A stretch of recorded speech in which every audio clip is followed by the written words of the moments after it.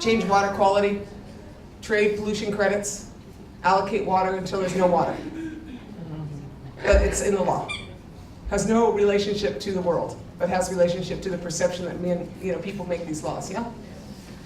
Then instead of believing that we are all related, not only is this society is here based on racism and empire, but in addition to that, it's anthropocentric.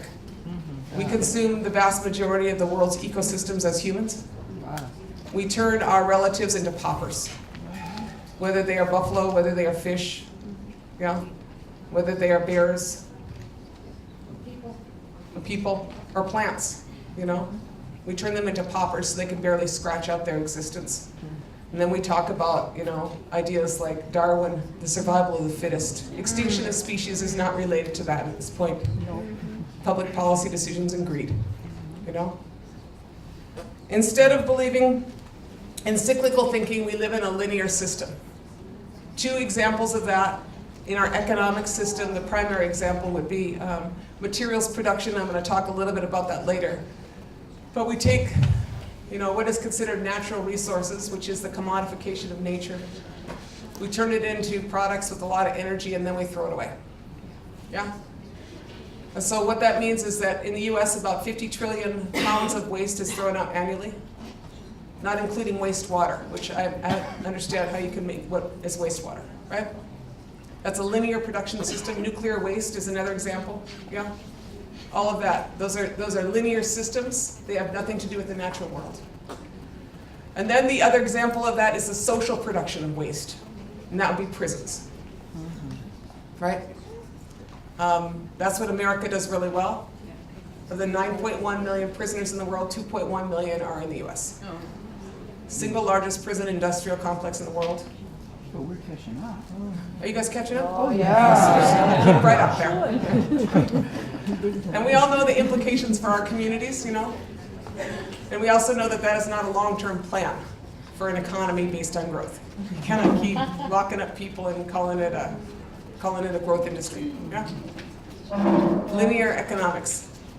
And then instead of believing in the 7th generation, we are talking largely about people who are thinking about quarterly profits. And even talking on my reservation, I work with the tribal council sometimes, I try. And, my tribal council is probably like a lot of the communities here, whether it's a native community or not native community. And they call band councils here, huh? Yeah. So, okay. So I go in there and, I'm like the banshee about half the time. And I go in there like, oh, this is how I'm greeted. She's coming again. But someone's got to do that, And, so you go in there and you look at my council, and this is a snapshot of my community, which is a snapshot, I'm sure, of a lot of people. So you got a third that are Christian, a third are traditionals, and a third are self-medicated. Right? And that's America, right? And I'm pretty sure that's Canada. Yep. We're either medicated on alcohol or pot or some kind of drug or shopping, right? And so you're dealing with that reality when you try to make change. And to pretend that it is some other reality would be a tactical error, right? But I don't know, there might be a different spectrum of figures, but that's my tribal government, and that's probably my community. So I'm usually, we're working on trying to move in that. But my council, I go see them, and I'm talking to them about climate change and renewable energy. I'll show you a couple slides here I present to them. And I see this look on their face the first part of the look is on climate change. I explain why we need to move to renewable energy. I talk about climate change, and the look on their face is, I'm not going to be in office when that happens, right? Now that's what's going on, right? With 90% of the people you're trying to influence in public positions, they're going, that's not on my watch. I'm good, right? So there's no responsibility, no intergenerational responsibility, right? And then, in our case, I try to talk to them about our traditions, and then there's this shame that occurs, right? Because most of them went Christian or are sedated, right? And so then you're a younger person lecturing about traditions, and it's like an uncomfortable situation, yeah? And I know a lot of you as community organizers are dealing with that too. How you address the fact that people are uncomfortable with their colonization process and don't want to recognize it, yeah?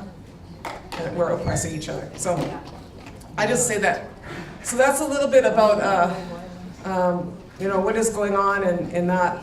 I'm going to talk a little bit about a couple issues here, and then I'm going to mostly focus on our fantastic ideas on how to address things and fix this. I keep pushing this in here. This next slide will be a surprise to me too. Okay.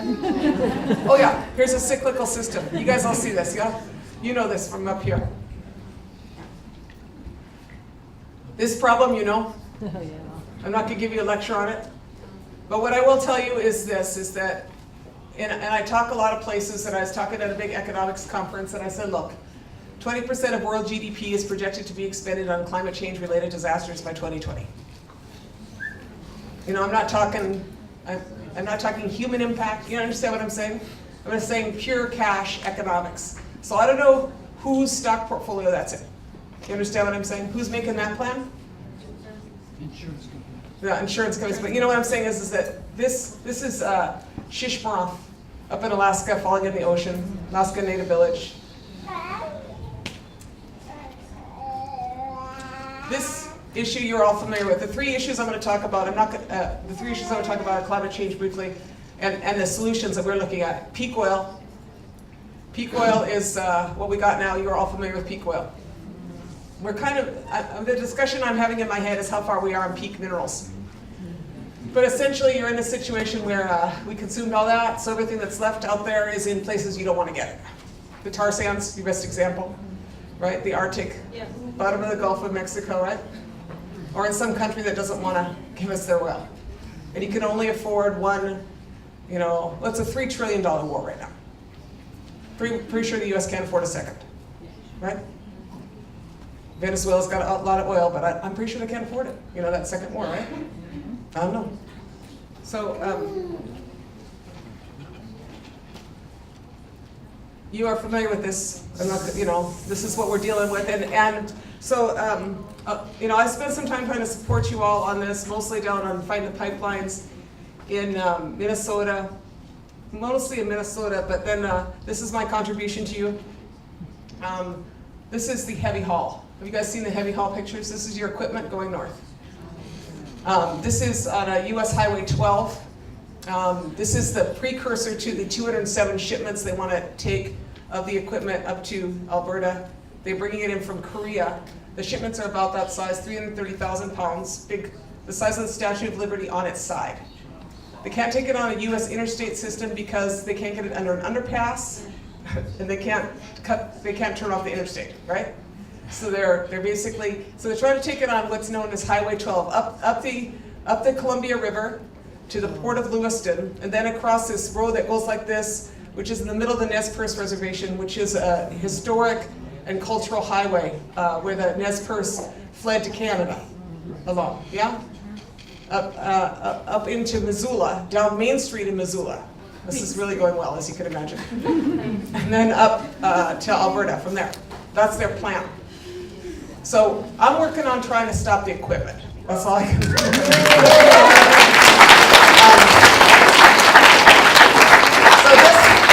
this load was stuck. That's how come I got to stand there. It was stuck. That's what happens when you try to move a load like that. It gets stuck. And then it moved, and then it took out power for 3 towns. So we're going to keep pushing, and the Nez Perce filed a lawsuit with the Salish and Kootenai and the city of Missoula against the transport. And Exxon was really upset with us and said that if they have to break down the loads, it's going to cost them they said it was going to cost them, like $500 million each load, but I don't really think that's true. But I felt really bad for them.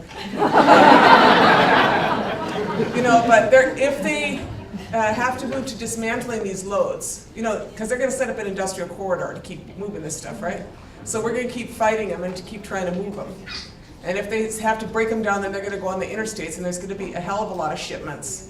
But each of those shipments is going to be, we're going to keep pushing on the issues of the safety of the shipments and the regulation. So that's what we're working on. Yeah. This stuff is made in Korea. That's right. They don't even manufacture it in the United States. Right. They don't manufacture the U.S. They make it in Korea, ship it in barges, and then up the Columbia. Sheesh. So I'm going this next week out there. So this is what